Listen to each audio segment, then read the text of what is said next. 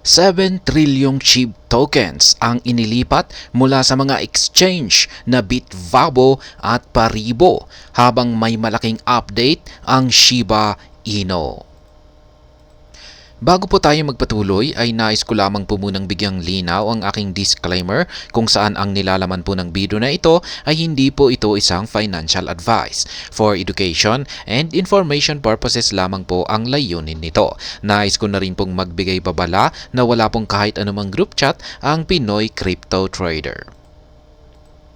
Ang Whale Alert ay nagpahayag ng malaking paglipat o transfer ng Shiba Inu tokens mula sa mga top crypto exchanges.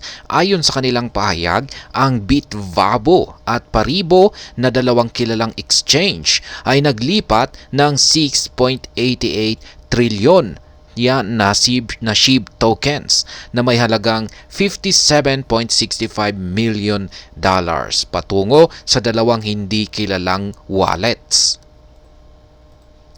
Ang Bitvavo Crypto Exchange na matatagpuan sa bansang Netherlands ay naglipat ng 4.4 trilyong SHIB tokens na katumbas ng $36.74 million patungo sa isang hindi kilalang wallet sa isang transaksyon lamang.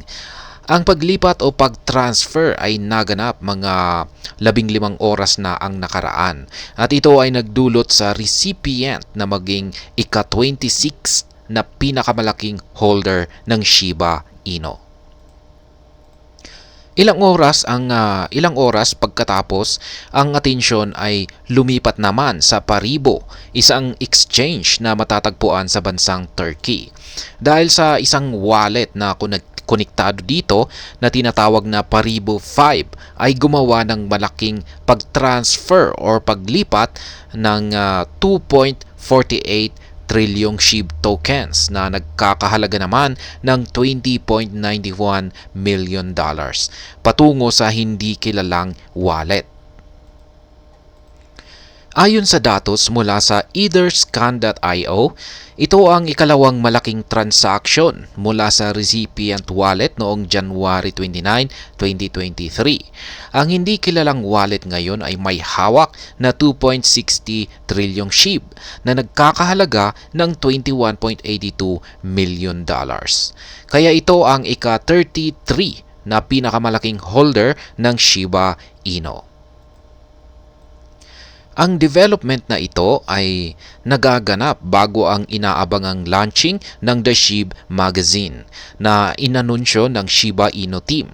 Ang weekly publication na ito ay nangangakong magbibigay sa SHIB community ng eksklusibong mga pananaw sa mga pinakabagong developments sa loob ng SHIB at ang Shibarium ecosystem.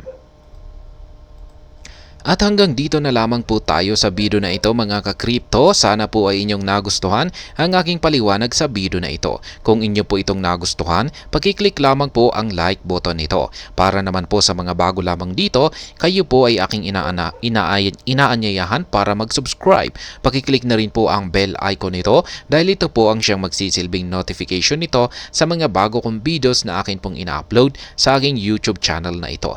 Marami pong salamat sa panonood. Ingat po tayo lagi at God bless po sa ating lahat.